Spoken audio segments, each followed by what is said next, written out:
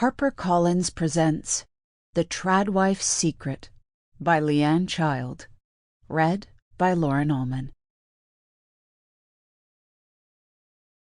Prologue. Let's take a deep breath. We all deserve a moment of calm amongst the chaos. As I'm sure you'll understand, the @TrulyMadison Instagram account will be closing with immediate effect. Over the last decade, Madison March has been an inspiration to millions of women in the United States and across the world.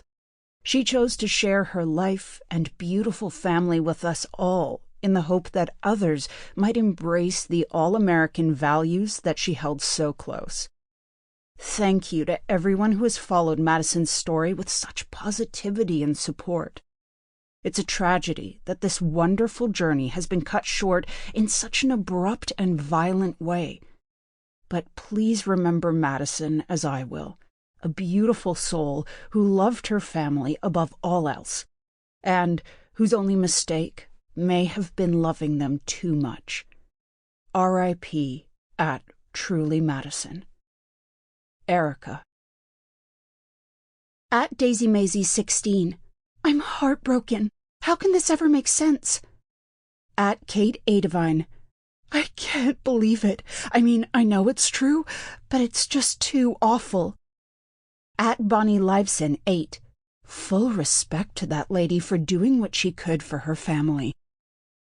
@Barney Lovell 43. Stupid bitch deserved everything she got. Chapter 1. Madison. @Lou from Louisiana. You have a beautiful home and a beautiful family. God bless you all. #homemaker. #Tradwife. #family first. #true femininity. #inspiration. I give the camera my signature smile, holding it for a second longer than feels comfortable. This always feels a little false, but I know it's what my followers expect, and I don't want to disappoint them. Don't you love summer mornings? I say, in my honey, breathy voice. Wow, the sun is just peeking out over our mountains, full of promise. I just know today is going to be a good day. I rise onto my tiptoes and pull open one of the high kitchen cabinets.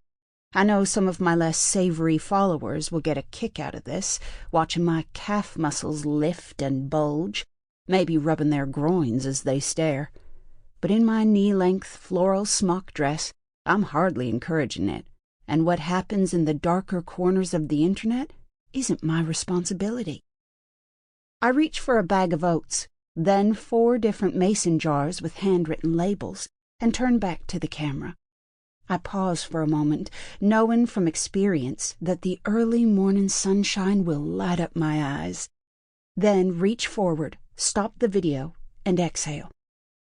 These dawn reels, making the most of the golden hour, might be high currency on Instagram, but filming before 7 a.m. every day is exhausting.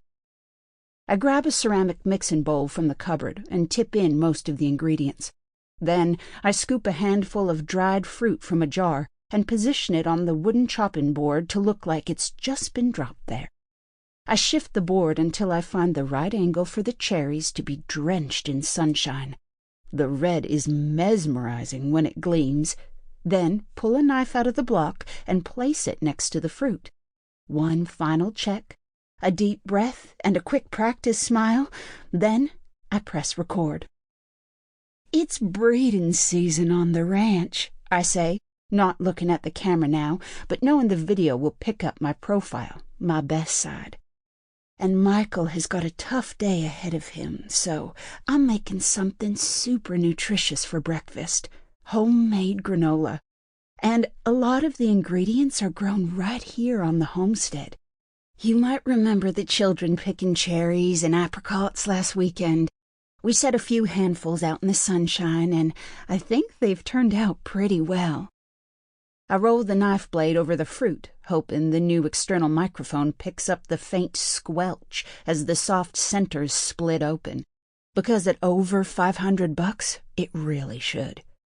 Then I add the dried fruit to the mix. Sample complete. Ready to continue?